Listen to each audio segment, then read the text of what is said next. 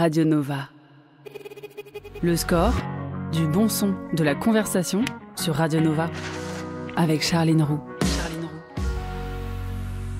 Et bienvenue dans le score, au menu du jour, de la musique, de la conversation, avec 3 jeunes gens sans doute dans le vent, c'est une rêve de première fraîcheur, mais surtout 3 jeunes gens fascinants. Ils sont à l'affiche de Météor, d'Hubert Charuel et Claude Lepape, dans les salles mercredi prochain. On retrouve Paul Kircher, Salif Cissé et Idir Azougli, juste après l'actu du jour. Le score. Ce soir, nous allons parler d'un sujet de tendance, la transidentité. L'actu du jour. Êtes-vous heureux? Oui, je suis très heureux. Oui, mais enfin, tout de même, Jésus. Oh, ta gueule. Un nouvel épisode de cette série que j'ai l'impression de feuilletonner ici, plateforme, politique et idiocratie. Après le monde entier contre Disney pour défendre Jimmy Kimmel, ça c'était dans le Previously on Le Score. Voici désormais Elon Musk contre Netflix. En guise de disclaimer, je me dois de préciser qu'en aucun cas ici je ne fais de prosélytisme pour un abonnement payant. Mais le motif pour lequel le milliardaire mégalo ex-conseiller de Trump appelle au boycott me débecte, d'où cette petite sensation de nausée malheureusement assez durable en ce moment. Si Elon n'est pas content, c'est à cause d'une série animée. Car oui, Elon est un gros bébé. Dead End Paranormal Park en est le titre, et ce qui le chafouine, c'est que le héros est un garçon trans, et qu'Elon pense que c'est de la propagande qui risquerait de contaminer les jeunes qui regardent cette série, comme toutes celles aux thématiques LGBTQIA+. Il a donc attaqué avec virulence la plateforme, avec le renfort de ses amis de la fachosphère en ligne, et annulé son abonnement en engageant tous ses followers à en faire de même. Les moutons ont suivi, l'action Netflix a chuté, mais ce n'est pas là mon sujet. Musk a déjà fait démonstration de toute son abjecte transphobie envers sa propre enfant, Vivian Jenna Wilson, en guerre contre lui, prouvant par la même occasion ses talents tout à fait limités en matière de parentalité. D'ailleurs, avec ses quelques milliards de côté, peut-être qu'il pourrait proposer d'autres activités assez 13 mouflées que le binge-watching, mais encore une fois, je m'égare. Regarder un film ou une série ne rend ni gay, ni hétéro, ni bi, ni trans, et pas non plus agent secret. La preuve, parmi les films préférés d'Elon Musk, il y a Moonraker. Jusqu'à preuve du contraire, ça n'a pas fait de lui James Bond. Alors regardons Dead End Paranormal Park. À défaut de nous rendre tous gays, ça nous rendra sans doute moins cons que lui, en tout cas. Et à toute la communauté LGBT, de l'amour comme s'il en pleuvait. On écoute Al Green. Le score. 18h30, 20h. Charline Roux. Sur Radio Nova. Triple plaisir aujourd'hui que de recevoir 3 comédiens dissipés pour un film formidable. On va encore me reprocher les superlatifs. J'ai envie de dire Osef, si on n'a pas le droit de s'enflammer, autant s'éteindre tout de suite. Le film en question s'appelle Météor, d'Hubert Charuel en collaboration avec Claude Lepape. Et je dois dire que ces 3-là m'avaient déjà durablement marqué dans Le Lycéen, Le règne animal et leurs enfants après eux pour l'un. Dans À l'abordage, Le Bourreau, La vie de ma mère ou encore Le répondeur pour le deuxième. Dans Scheherazade, Diamant brut, Le théorème de Marguerite pour le dernier. 3 bonnes gueules, 3 bonnes gouailles, avec ce petit truc en plus qu'on appelle la sensibilité. 2 invités déjà passés par ce studio et un nouveau pour mon Pokédex des jeunes comédiens les plus chouettes. Bonjour Paul Kircher, Salif Cissé et Idir Azougli, et bienvenue à tous les 3. Bonjour. Merci, bonjour. Vous êtes dissipés, je le dis, je m'en fous, je le balance. J'ai un peu l'impression d'être la CPE. C'est vrai que c'est l'un des plus chouettes. Idir ouais. Je te dis, tout nouveau dans mon Pokédex. Ouais, c'est vrai. Ça veut dire quoi pour vous avoir une gueule de cinéma? Avoir une gueule de cinéma, pour moi, c'est être vrai et être naturel. Ouais. Être naturel. Un exemple de gueule de cinéma? Un exemple de gueule de cinéma, Vincent Lindon. Ouais. Très bien. Paul? Ouais, c'est vrai. Moi, je dirais, comme dire. Ouais. Une gueule de cinéma, on pourrait dire Vincent Lacoste aussi. Ouais. Salif? Je suis assez d'accord. C'est un truc qui se passe dans le visage qu'on n'arrive pas à expliquer. Ouais. Devers, il avait ça aussi. Oh, bien sûr. Il avait ça beaucoup même. Que des comédiens habités, vous m'avez cité là. On est quand même sur des tempéraments. Le tempérament, ça joue aussi, j'imagine. Bien sûr. Bon. Je vous ai confié une mission qui n'a pas été simple. Choisir 5 titres dans les playlists de Nova. On va en écouter un tout de suite. Je crois que c'est Salif qui l'a choisi. Ouais. Burna Boy. On écoute City Boys, on en parle juste après. Le score. Jusqu'à 20h. Sur Radio Nova. De Marseille à l'est de la France, il n'y a qu'un pas, enfin en tout cas ici, ce qu'on appelle la diagonale du vide, c'est le décor de Météor, un film d'Hubert Charuel en collaboration avec Claude Lepape. Mika et Dan rêvent de s'en échapper. En attendant, ils font des conneries. Ils doivent travailler aussi pour Tony, leur ami ambiance. L'alcool vous est au-dessus, Donc avec le cannabis, le permis, c'est au revoir. Quoi? Autre chose. Arrête. Une personne vous accuse du vol de son chat. Mec, Dis-moi. qu'est-ce que tu fais? Dis-moi. Il est extrêmement moche. Ouais, impossible qu'il me ressemble, c'est impossible que c'est moi. Il y a un collet GPS en dessous les plaques. Jette-le par la fenêtre! Attention là. T'as encore des poils là, regarde sur ton blouson. Je me suis coupé les cheveux, on a les mêmes cheveux. Je suis blanc vénitien. Vous comprenez la gravité des faits? Vous pouvez partir en détention là, aujourd'hui, maintenant. Mais non, moi non, je vais pas en prison. Mon piquet, tu veux que je te sers un verre de Sky? Viens. Arrête, stop. Alors sachez déjà que du rire de Paul Kircher, je compte me faire une sonnerie de téléphone. C'est vraiment ce qu'il y a de plus communiqué. Me regarde pas comme ça, me juge pas vraiment, je trouve ça délicieux. Paul, tu es donc Mika, Salif, tu es Tony, Idir, tu es Daniel. Si je parle de Daniel comme d'une sorte de soleil, mais qui avancerait avec un gros nuage au-dessus de la tête, un gros nuage que tout le monde ne voit pas, est-ce que ça te va? Bah ouais, franchement, c'est bien représentatif du rôle, mais il faut croire à ce personnage parce qu'il veut quand même s'en sortir malgré tout. Il est un peu mal entouré par rapport à son environnement et par rapport aussi à ses problèmes d'addiction, mais je pense que malgré tout, dans un futur, il peut être une très belle personne. Il voit de grandes choses. Ouais, puis c'est un personnage qui est extrêmement drôle, en fait. Ouais, aussi. Ce qui le rend extrêmement séduisant pour les gens qui l'entourent, ouais, bien sûr. Le film, c'est avant tout une histoire d'amitié indéfectible entre ces trois garçons. Avant de tourner Météore, vous ne vous connaissiez pas, je crois. Non. Est-ce que vous avez regardé les films les uns des autres en guise de prépa? Moi non, mais en fait je les connaissais à travers ce que je voyais sur le web, mais non, j'avais jamais regardé leurs films. Ouais. Paul, Salif? Moi, j'avais vu au film, j'ai vu Sherazade il y a longtemps. Est-ce qu'il sortait à peu près au même moment qu'à l'abordage. Et il y avait un truc un peu... de concurrence. Exactement. Non, mais tu vois, c'était un peu un cinéma du réel. Il y avait quelque chose, on m'avait conseillé. Enfin, tout le monde voulait regarder ce film à ce moment-là. Moi, je crois que j'ai pas vu Le Lycéen, mais après, j'ai vu Le Règne animal. Après, j'ai trouvé... En fait, c'est marrant, je les ai trouvés dans une famille de comédiens assez proches, les deux. Dans une sorte c'est vrai. Là, c'est facile de dire animalité, mais il y avait un truc de gens d'instinct et tout. Enfin, je suis assez admiratif de ça. En fait, si je vous pose la question, c'est pour savoir bêtement comment on fait pour faire front, pour créer un trio quand on se connaît pas. Parce que là, ce qui transpire du film, c'est que ces trois-là, il y a un truc... je vais pas dire à la vie à la mort, mais pas loin quand même. Hubert, il nous a embarqué donc dans le lieu où se passe le film, à Saint-Dizier. On est allé plusieurs fois là-bas. Donc on s'est fait des sortes de voyages ensemble. Et puis en plus sur les lieux du tournage, sur les lieux où se passe le film, à Saint-Dizier et en Haute-Marne et sur les lieux, les poubelles nucléaires. Et ensuite, on a commencé à faire ça vraiment en amont du tournage, vraiment 3-4 mois avant. Donc après, on a fait pas mal de trucs ensemble. On est allé à Marseille ensemble, voir Idir. Et du coup, on a partagé beaucoup de moments ensemble. Et donc c'est comme ça, quoi. Salif, tu parlais d'activités extrascolaires. J'aime ça. Je pense que... Non, mais c'est tout con, hein. Mais je pense qu'on a eu vite fait l'envie de se voir en dehors de répète. Je pense que même le cadre de répète, s'il y a eu un cadre de répète, bon, c'est du travail sérieux ce qu'on faisait, mais c'est avec ces gars-là, nous réunis, c'est juste de l'amusement, c'est juste un truc qui déborde tout le temps. On a eu envie de manger, on a envie de se voir. Souvent, il vient, il va pas dans son hôtel, il va dormir chez Paul. Enfin, il y a eu un truc assez naturel de vouloir passer de vouloir passer du temps ensemble. Donc voilà. C'est pas si fréquent au cinéma des histoires d'amitié masculine avec autant de tendresse entre les personnages. Est-ce que c'est ce qui vous a plu aussi dans cette histoire-là? Parce que l'amitié, c'est... des fois on en oublie, mais c'est très important dans une vie pour chaque personne, et en fait aussi on oublie que l'amour, c'est pas un homme et une femme, ou un homme et un homme, ou une femme et une femme.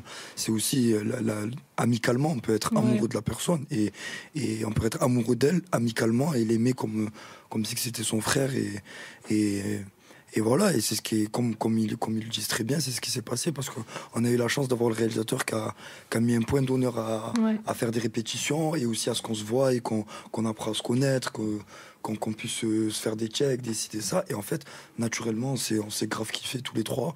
Et on s'est plus lâché jusqu'à l'heure d'aujourd'hui. Jusqu'à l'heure d'aujourd'hui, on se voit encore plus que la veille. Et cette amitié, elle s'est créée en dehors du film et dans le film aussi. Ouais. Et c'est pour ça qu'il faut rappeler qu'il faut pas avoir entre guillemets, pour les jeunes, faut pas avoir une honte de dire j'aime mon pote. Ouais. Je l'aime, c'est mon Bien pote, sûr. Je l'aime. Voilà. On poursuit en musique. Deuxième titre choisi. Alors je ne sais plus qui l'a choisi. Celui-là, c'est Kendrick Lamar, Not Like Us. C'est toi, non? C'était Polo. C'est Paul? Ouais. Allez, on l'écoute. Le score. Jusqu'à 20h sur Radio Nova. On parle de Météore, le film d'Hubert Charvel et Claude Lepape. On parlait de cette histoire d'amitié très forte entre ces trois garçons. Mais ce qui lie vos deux personnages, Idir et Paul, Mika, Daniel, c'est l'envie de partir. Tony, lui, ton personnage, Salif, semble plus installé. Il fait figure de grand dans cette histoire. Comment est-ce que toi, tu as trouvé cet équilibre entre le trio et les responsabilités? Parce qu'il est dedans et en même temps un peu dehors. Oui, c'est ça, et c'était un peu la difficulté de son rôle, c'était quand même de faire sentir que il avait quand même un intérêt. Quel était son intérêt de traîner avec des gens qui ne sont pas du tout un endroit de vie dans lequel il est. Il fallait faire sentir qu'il les aime plus que tout, et qu'il y a le poids en fait des souvenirs et des liens qui ont été créés qui est là. Je pense que il est là et pas là, et quand il est pas là, on parle de lui un petit peu, ou en tout cas il y a sa présence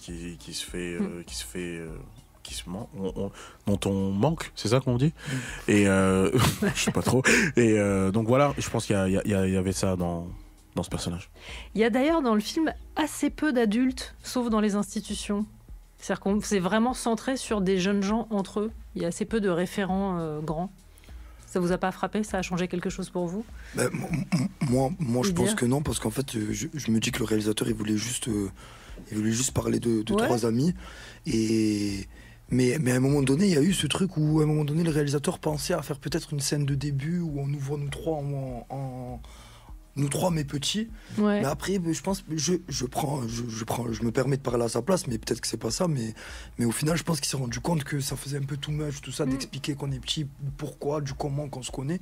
Et en fait, je pense que des fois, faut pas forcément trop réfléchir. Faut vivre le moment. Et l'histoire, elle est sur trois amis, donc il faut suivre ces trois amis. Non, mais surtout qu'on est directement plongé dans le cœur de l'action. Bien sûr. Dès le départ du film, il y a vos deux personnages, Paul et Idir, qui font une connerie, qu'on ne va pas dévoiler, on entend des moments dans la bande-annonce, mais qui vont s'amuser à aller voler un animal, et s'ensuit une espèce de, même pas course-poursuite, qui est drôle parce que un peu ridicule en fait. Et donc on est au cœur de l'action, et on se dit forcément que deux personnes qui sont amenées à faire ce genre de choses ensemble, c'est qu'ils ont une confiance folle l'un en l'autre. Donc, bien sûr, mais ça aussi, ce qui nous a aidé, comme on l'a dit, c'est le fait qu'on a pu répéter, qu'on a pu apprendre à se connaître.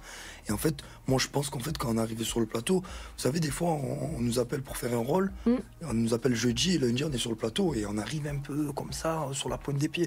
Et là, on a eu tellement le temps de se connaître que je pense qu'on est arrivés tous les trois, le torse bombé, la tête haute, et on avait juste à créer ces émotions. Alors on va tellement pas à ces personnages, genre le torse bombé, la tête haute, mais je vois ce que tu veux dire. Non, mais les vraies personnes, pas le personnage. J'entends. L'Est de la France comme décor, pour vous qui ne venez pas de là-bas, ça aide, ça change quoi? Toi, Paul, tu avais déjà eu l'occasion de tourner là-bas? Non, mais c'était pas. Enfants. Oui, mais c'était pas du tout le même endroit. C'est-à-dire, c'était quand même assez loin l'un de l'autre, les deux lieux. Mais non, moi je connaissais pas vraiment la Haute-Marne ni Saint-Dizier. Mais tous les trois, on est allés avec Hubert, il nous a emmenés dans sa famille. On a dormi chez ses parents, on a rencontré ses parents, on a rencontré des gens qu'il connaissait de sa scolarité à Saint-Dizier, et puis les lieux qu'il fréquentait, il nous a introduits, quoi. Parce que, et puis après on y a passé 1 mois et demi, donc on y a habité aussi, quoi. Dans le film, Mika veut sauver Daniel de ses addictions, c'est l'un des nœuds de l'intrigue. Mais je me suis demandé ce que vous en pensiez. Est-ce qu'on peut sauver quelqu'un malgré lui? Moi, je pense qu'il faut quand même espérer, mais c'est vrai que quand la personne ne veut pas, c'est extrêmement compliqué pour les personnes qui entourent cette personne. Bien sûr. Mais je pense que le vrai problème, c'est justement que la personne s'en rende compte et que ça lui fasse un déclic pour potentiellement commencer à essayer de soigner ça. Mais c'est vrai que quelqu'un qui est addict à l'alcool, c'est difficile et qui n'en prend pas conscience et qui fait totalement un déni, c'est compliqué, d'où le rôle de Paul. Ouais. Et c'est remarquablement traité, je trouve, dans le film, avec à la fois beaucoup de pudeur et en même temps en éludant pas ce que c'est que d'avoir quelqu'un qui ment et qui est dans un déni total. C'est exactement ça. Après, oui, parce qu'aussi, moi, ce que je pense, c'est qu'on a tous malheureusement connu quelqu'un dans notre entourage qui était addict à l'alcool et du coup, voilà, fallait parler de ça et bravo au réalisateur parce que c'est lui qui a très bien dirigé ça. Idir, tu as dit sur Instagram, en parlant de ce film, merci de m'avoir donné une de mes meilleures répliques de ma micro-carrière. C'est vrai. De quelle réplique s'agit-il ?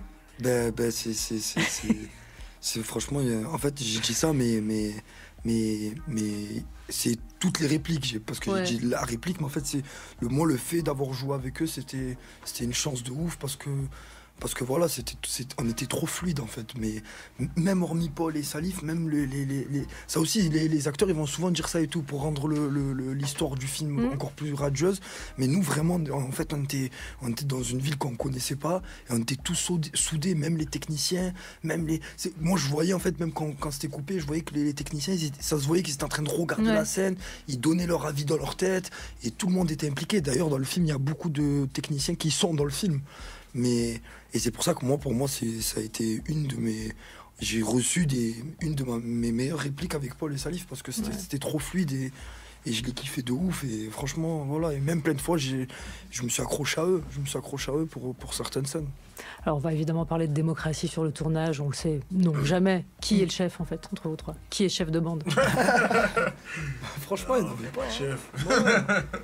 Franchement, il n'y avait pas du tout de chef. Paul est étrangement silencieux. Hein. Je vois. C'est lui le chef. Non, pas du tout. Le chef discret. Le film a été présenté à Cannes. Quel souvenir est-ce que vous en gardez ? En vrai, c'était tellement rapide par rapport au moment où on a tourné le film. C'est-à-dire qu'on avait tourné en octobre.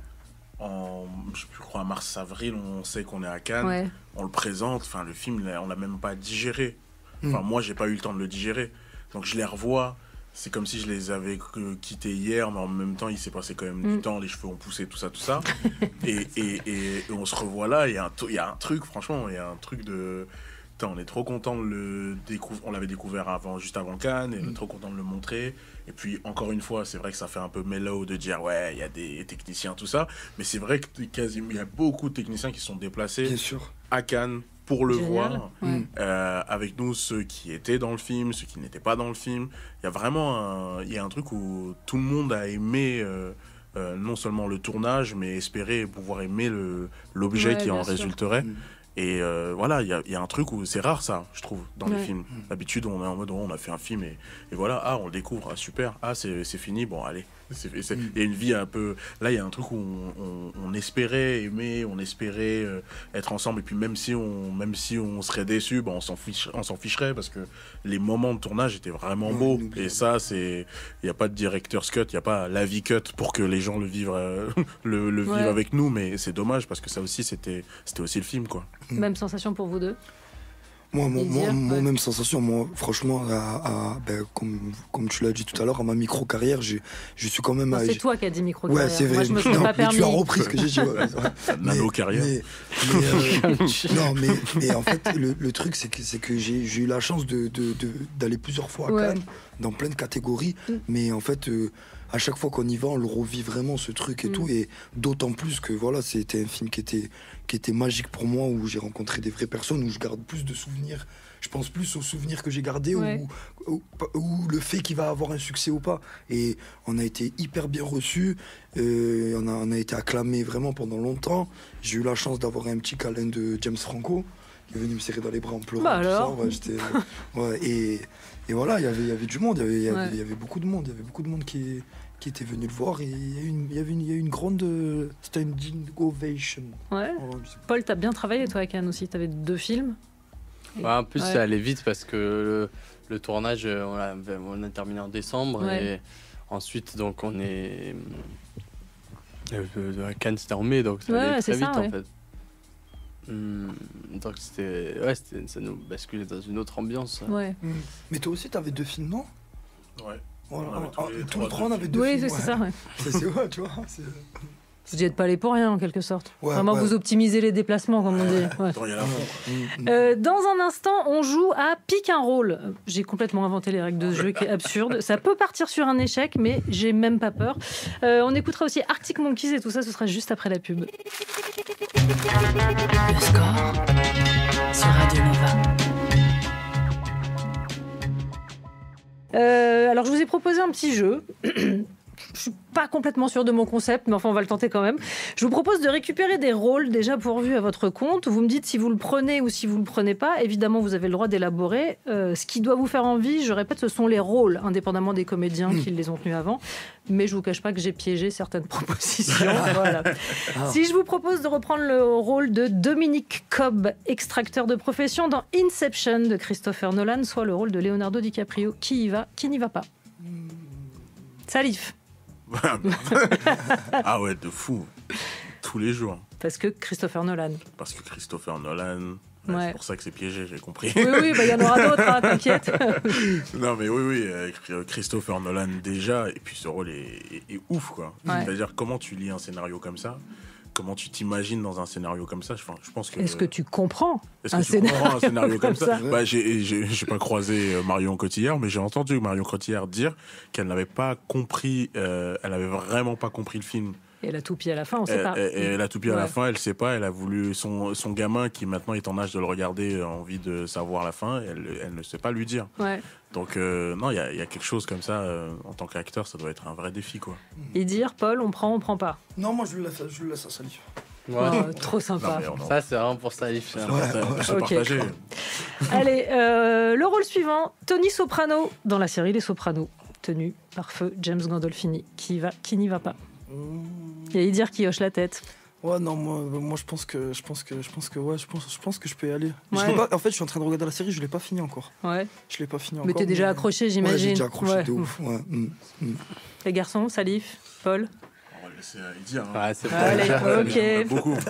Je vous propose Xavier Rousseau dans L'Auberge espagnole et dans les suivants, soit le rôle tenu par Romain Duris. Ah, comme par hasard.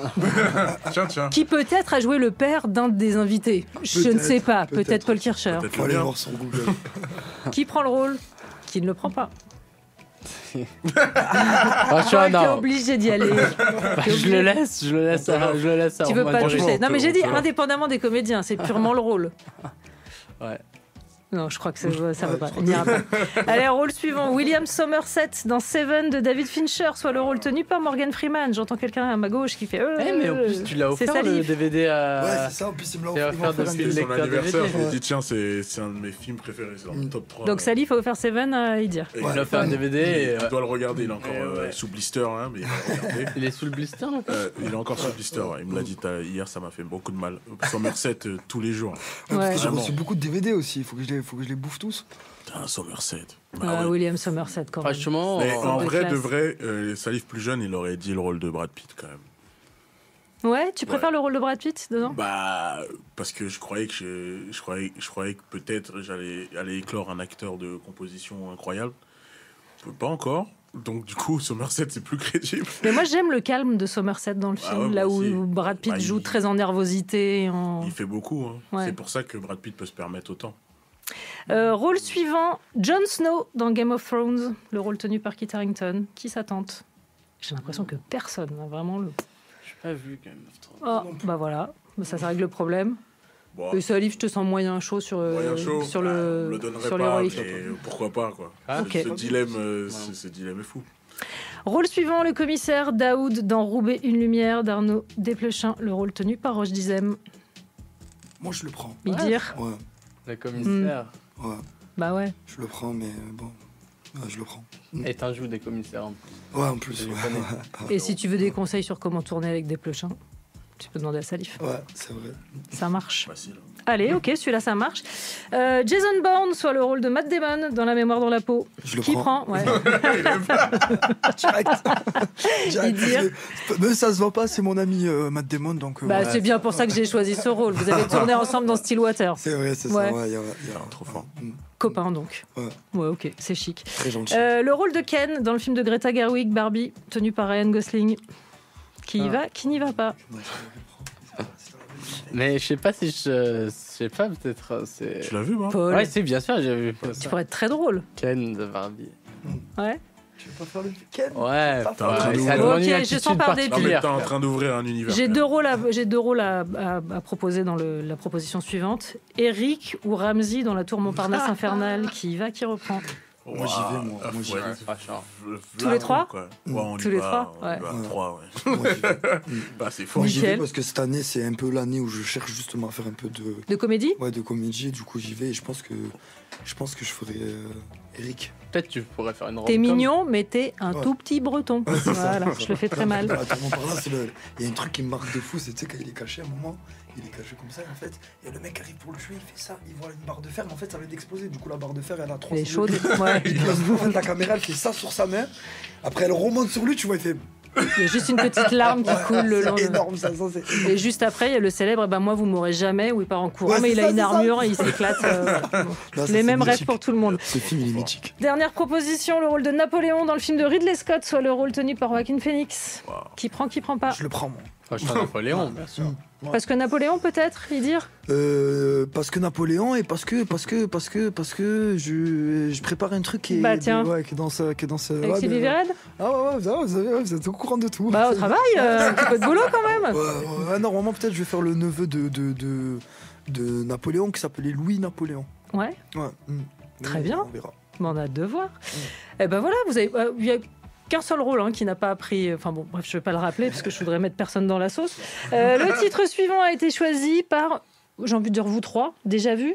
Beyoncé, Jay-Z, c'était qui? Non, il y avait un... On peut dire un 3, on peut dire un 3. Ouais, je vois. Allez, c'est parti. Disons ça. Le score sur Nova. Charline Roux. Nova.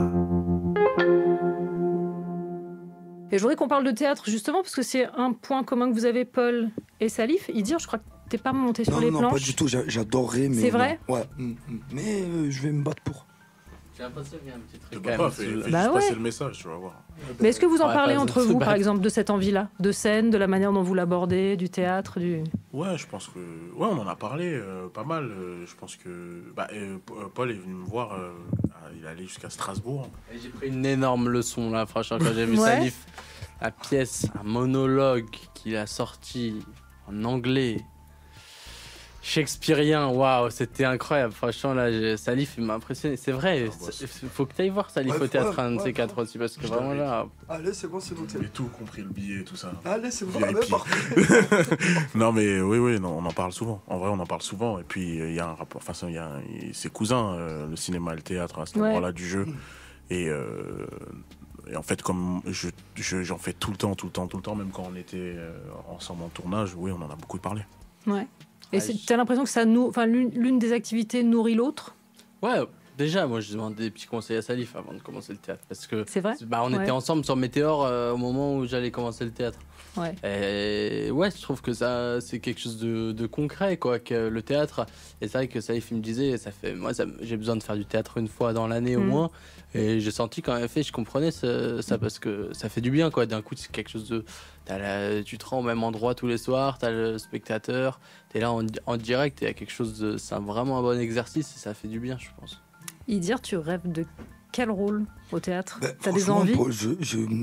Non, mais je sais que j'aimerais bien en faire parce que pareil, à force d'en entendre parler tout ça, je me suis vite rendu compte que un acteur de théâtre, quand il propose son émotion, il est obligé de la donner au spectateur en face de lui, en direct, et il faut que toutes les personnes ressentent la même chose. Donc je pense que c'est un exercice beaucoup plus compliqué parce qu'un acteur de cinéma, il fait ça, il donne juste ça à la caméra fait le reste du boulot. Mais j'ai grave envie parce que voilà, il y a beaucoup de gens qui me disent t'as une voix, t'as ci, t'as ça. Mais pardon, je vais parler sous contrôle des deux experts du théâtre, mais il a effectivement ce que moi j'appelle la gouaille, mais il a un sens de la punchline et et de la présence aux autres, en fait. Moi, je le verrais bien faire un seul en scène. Mais c'est vrai, tu me dis souvent, en plus, tu veux faire du théâtre. Ah ouais, moi j'aimerais bien, mais même des fois, je le dis, même jusqu'à l'heure d'aujourd'hui, malheureusement, mon budget me permet pas d'aller me faire des cours de théâtre, parce que c'est cher quand même, des cours de théâtre. Mais si un jour j'ai la chance de tomber sur un metteur en scène qui y croit, il n'y a pas de souci, je répondrai à l'appel et j'essaierai d'être le meilleur. Patrick Devers, il faisait beaucoup de théâtre. Et je sais aussi, t'inquiète pas que je sais. C'est la deuxième mention, hein, je déduis qu'il y a un fan absolu. Il y a un truc là. Ouais. Non, moi je suis très fan de Patrick Devers. Il y a autre chose dont je voulais vous parler aussi, parce que je vous ai vu tous les trois parler en interview de la différence. Alors pas la différence, parce que vous avez l'air d'aborder la chose avec le même allant et le même sérieux. La différence entre premier rôle et second rôle. J'ai vu que tous les trois, vous aviez un truc qui est, même si c'est un second rôle et qu'il y a une partition qui m'excite, j'y vais. C'est votre mantra à tous les trois ? Je trouve qu'il y a des seconds rôles qui sont tout aussi intéressant, voire plus intéressant. Je trouve que même en tant que second rôle, on parlait tout à l'heure du rapport entre Brad Pitt et j'ai oublié son nom. Morgan Freeman dans Seven. Il y a un truc, le second rôle, c'est une responsabilité où tu portes aussi la dramaturgie. Enfin, tu portes le narratif d'un film, il y a quelque chose où tu es responsable par rapport au film, alors que le second rôle, il est dans une approche un peu plus libre, quelque chose où il peut encore plus exister, vu qu'il y a une structure qui est portée par un premier rôle, et des fois même, c'est plus un second rôle est beaucoup plus intéressant, ça dépend. Un second rôle, c'est trop bien, c'est essentiel. Je t'ai vu récemment dans Cimetière Indien, la série Canal+, où tu as un rôle... Quand tu es là, on te voit en fait. Non, mais est-ce qu'il y a quelque chose aussi peut-être je vais pas dire plus facile parce que j'ai pas votre maîtrise du jeu, mais est-ce que c'est parfois plus facile je vais pas dire de briller, mais en tout cas de prendre la place quand on n'est pas de tous les plans? Ça dépend franchement, mais moi par exemple, surtout ces dernières années, j'ai eu la chance de recevoir beaucoup de rôles principaux, mais en fait moi je trouve, parce que c'est dangereux aussi les rôles principaux, ça peut t'user, ça peut faire que les gens se disent maintenant j'arriverai plus à l'imaginer autre part que là, mais par exemple Cimetière Indien, pour moi c'était une évidence, parce que ça, j'appelle ça des rôles clés, et en fait c'est un rôle où sans lui la porte elle s'ouvre et elle se ferme pas, elle s'ouvre pas, elle se ferme pas, pardon, et du coup c'est ultra intéressant de faire des rôles comme ça, et justement des rôles comme ça où on se rappelle. Après aussi, il y a des rôles où, à l'écriture, au scénario, tu peux te dire genre ça personne va s'en souvenir, bof, il y a pas quelque chose de concret, mais parce que aussi tu n'as pas envie de fleurir ça. Par exemple, moi des fois j'ai reçu des rôles où il y a 2 ans en arrière, j'avais fait un film qui s'appelait Le Théorème de Marguerite, bien sûr, où j'avais 4 minutes chrono en main. Je me souviens très bien. J'avais 4 minutes j'avais une scène qui durait 4 minutes, même pas 3 minutes. Et en fait, quand j'ai lu le texte, directement, je me suis dit, dans les didascalies, tout ça, je me suis dit, attends, mais si je le fais, que je rajoute ci, que je rajoute ça, que je le fasse comme ça, comme ci, comme ça, peut-être que ça peut marquer. Et en fait, j'ai eu la chance que ça a marché, parce que quand on l'a présenté au Festival de Cannes, il y a des gens qui venaient me voir et qui me disaient, la scène, tu l'as pris quelque part, tu l'as remis à sa place. Tu sais, des trucs comme ça. Et du coup, moi, j'étais trop content. Paul, on t'a récemment vu dans un film collégial, pour le coup, L'Avenue de l'Avenir, le film de Clapiche, c'est pareil, c'est pas un rôle qui est de tous les plans, parce qu'après il y a une double temporalité, etc. Mais t'y vas avec le même plaisir? Puis j'ai d'autres projets aussi où je vais jouer des rôles où en fait c'est seulement que ça t'engage sur moins de temps, mais finalement c'est même job. C'est pareil. Et puis ensuite ça peut se donner envie de faire partie de ce film. Ça permet d'autres choses aussi, de pouvoir être complété par les autres personnages et par du coup de laisser place que ton personnage prenne pas toute la place. Ça permet d'autres choses aussi. Nouvelle pause musicale, j'ai choisi Childish Gambino, j'espère que ça vous ira. Parfait. Vous auriez dit non de toute façon, j'aurais joué quand même. On écoute Redbone. Le score sur Nova, sur Radio Nova. I think I'm going to fall. Oh, fucking hell. Cling, cling, cling, cling, cling. Ouais, j'ai vraiment la CPE. On écoutait Dimitri from Paris, sacré français, qui je crois a été choisi par Eddie Razougli pour des motifs. C'est pour l'instru, parce que des fois j'aime bien écouter la musique sans qu'il y ait une personne qui chante. Eddie Razougli, toujours accompagné de Salif Ciss et Paul Kircher. On parle de Météore qui sera dans les salles mercredi prochain. Il ne vous reste qu'une formalité à remplir, messieurs. C'est un questionnaire où il faut répondre du tac au tac. C'est sur vos souvenirs de musique. Ok. Moi, je vous sens perplexe. Lors du tournage ? Non, là, dans la vie. C'est des bornes. Mais tu vas voir, les questions sont très simples. Et je ne vous jugerai pas, c'est faux. Est-ce que vous êtes prêts ? Ouais. Oui. Allez, c'est parti. Le titre qui symbolise le mieux l'enfance, ou en tout cas la vôtre. Naive the Cooks. Ok, ça c'est pour Paul. Moi, c'est une musique, mais d'un manga, c'est possible ? Bien sûr, tout est possible. C'est une musique d'un manga qui s'appelle Dragon Ball Z. Ok, ça c'est pour Edir. Et Salif ? J'en ai déjà dit un la dernière fois, mais j'en dirai un autre. Je vais dire... je l'avais... Smooth Criminal de Michael Jackson. Très bien, le titre de votre adolescence ? Cry Me a River. De Justin Timberlake, pour Paul Kircher. Moi, c'est une musique qui s'appelle Alonso. Le rappeur, c'est Alonso, et la musique, elle s'appelle Binta. Très bien. Binta. Pendant ce temps-là, Salif réfléchit. Merde, je crois que la dernière fois, tu m'as cité Simple Plan. En chanson d'adolescence. Terrible. Bah non, mais là, je peux dire un autre. Je peux dire Dance Dance de Fall Out Boy. Oh, waouh. Le titre qui vous propulse immédiatement sur la piste de danse. Allez y dire, je sens qu'il est chaud. Ouais, c'est une musique, mais en fait, j'ai oublié le titre, mais c'est la musique qu'on écoute. Too Cool to Be Careless de Pausa. Okay. Donc vous avez la même, j'ai l'impression. Salif, apparemment tu danses seul, donc du coup... N-Word in Paris de Jay-Z et Kanye West. Ouais. Et la musique qui vous fait sortir de la piste de danse, où là c'est impossible que vous y restiez. Voyage. Ça c'est pour Paul Kircher. Moi c'est... Sortir.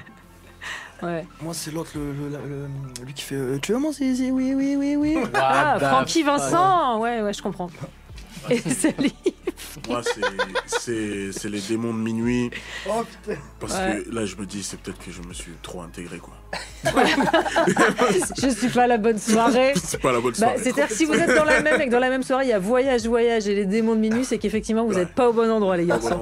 La chanson de comédie musicale que vous préférez, cinéma comme scène comme album. Vous avez le droit de dire aucune. Mais est-ce qu'on considère que les chansons de Disney c'est comédie musicale ? Mais bien sûr, tout est permis ici.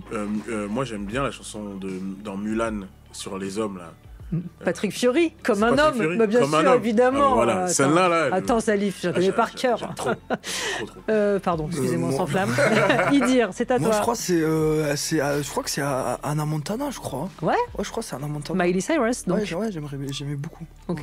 Et Paul, une chanson de comédie musicale. Je sais pas, dernièrement dans le Annette, j'ai bien aimé les musiques. Ouais, de Sparks, signé Sparks. Ouais. Ok. Je ne vous embête pas plus longtemps. Vous avez été absolument performants. Voilà. Et il ne me reste qu'à rappeler que Météore d'Hubert Chervel et Claude Lepape, c'est dans les salles mercredi prochain et que vous y êtes tous les trois absolument formidables. Merci beaucoup Paul Kircher, merci beaucoup Idir Azougli, merci beaucoup Salif Cissé. Et revenez quand vous voulez. Merci. Moi je reviendrai. N'hésite pas. Et il est 20h, il est grand temps de retrouver David Blo et le Nova Club.